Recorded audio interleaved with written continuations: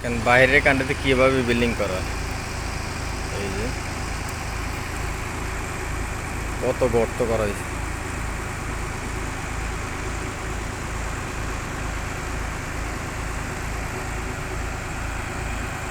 লোক দরকার নাই, শুধু একটা জেসিবি বাস কাফি।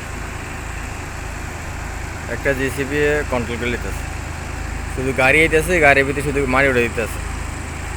আবার এখানে দিতে মেশিন লাগিয়ে রাখছে পানি ওঠানোর জন্য, যে পানি শুয়ে উঠবে এই পানি নিয়ে যাওয়ার জন্য। দেখছেন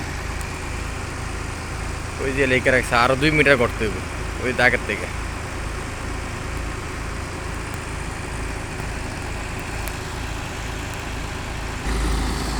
আর বাইরের কান্ট্রিতে আপনার বাড়ি করার আগে আমরা রাস্তা ক্লিয়ার দেখেন, এই যে রাস্তা আগে বেরিয়েছে।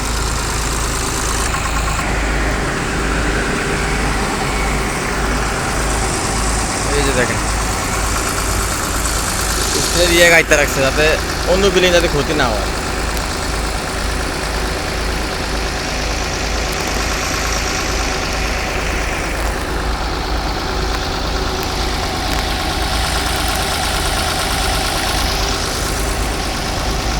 এত মাটি কাটতেছে শুধুমাত্র একটা জেসিবি আর একজন মানুষ, বাস। আর একটা গাড়ি আসছে এই যে মাটি নেওয়ার জন্য,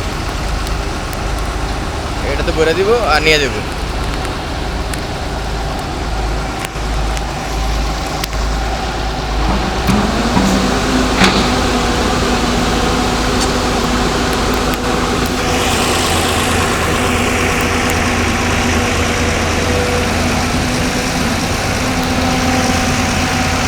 কত সহজভাবে দেখেন।